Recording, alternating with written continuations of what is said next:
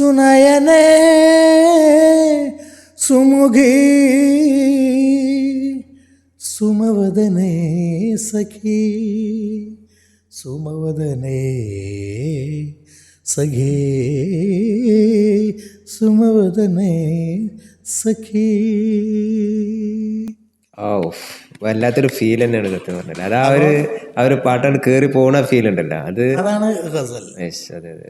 ഇത് ഈ വരികൾ നമുക്ക് എടുത്ത് തന്നാലേ നമുക്കത് എലാബറേറ്റ് ചെയ്ത് നമ്മളുടെ ഫീൽഡിലേക്ക് കൊണ്ടുവന്ന് അത് ജനങ്ങൾക്ക് ഇൻസ്പയറിങ് ആവുന്ന തരത്തിൽ ആണ് കൊടുക്കാൻ കഴിയുള്ളൂ. അതാണ് ഗസലും മറ്റുള്ള അതിൻ്റെ ഒരു ഫീല് അത് വേറെ തന്നെയാണ്. കാരണം ഞാൻ പലപ്പോഴും 4-5 പ്രോഗ്രാം ഷാഫിഖാൻ്റെ കണ്ടിട്ടുണ്ട്.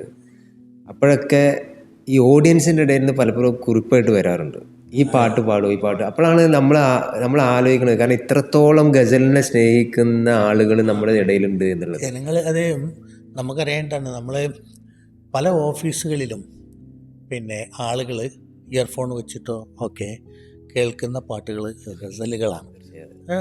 പിന്നെ മലയാളമാണെങ്കിലും പിന്നെ അതേപോലെ തന്നെ കുറച്ച് ഗസലുകൾ ഞാൻ എഴുതാൻ ശ്രമിച്ചിട്ടുണ്ട്, പരിധിവരെ വിജയിച്ചിട്ടുമുണ്ട്. അങ്ങനെ എഴുതിയ പാട്ടുകൾ ഇപ്പോൾ ഏതെങ്കിലും പുറത്ത് വന്നിട്ടുണ്ട്? ഉണ്ട്. എൻ്റെ അതൊരു രസകരമായ സംഭവം ഉണ്ട്, നമുക്ക് സമയമില്ലെങ്കിൽ ചുരുക്കി പറയാം. തീർച്ചയായിട്ടും. ഓക്കെ. ഏകദേശം 20 വർഷങ്ങൾക്ക് മുന്നേ, 20-25 വർഷങ്ങൾക്ക് മുന്നേ ഈ ഗസലുകൾ പൂക്കുന്നത് എന്ന് പറഞ്ഞിട്ടുള്ള ഒരു ആൽബം ഞാൻ പിന്നെ ചെയ്തു. ഓക്കെ.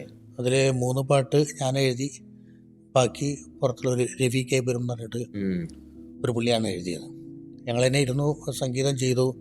ഞങ്ങൾ തന്നെ പിന്നെ സംഗീതം ചെയ്തത് ഞങ്ങളല്ല, അത് റോയിയാണ് ചെയ്തത്. ഓക്കെ. നമ്മളൊന്നിച്ചൊരു കമ്പൈൻഡ് ആയിട്ടുള്ളൊരു വർക്കായിരുന്നു. അങ്ങനെ റെക്കോർഡിംഗ് ഒക്കെ കഴിഞ്ഞു. അതിലുള്ള എല്ലാ ഇൻസ്ട്രുമെൻസും നമ്മൾ ലൈവ് ഇൻസ്ട്രുമെൻസാണ് ഉണ്ടായിരുന്നത്. അങ്ങനെ അതൊക്കെ കഴിഞ്ഞു. പക്ഷേ ആ ഫയല് എൻ്റെ കയ്യിൽ നിന്നും നഷ്ടപ്പെട്ടു, റോയിൻ്റെ കയ്യിൽ നിന്നും നഷ്ടപ്പെട്ടു.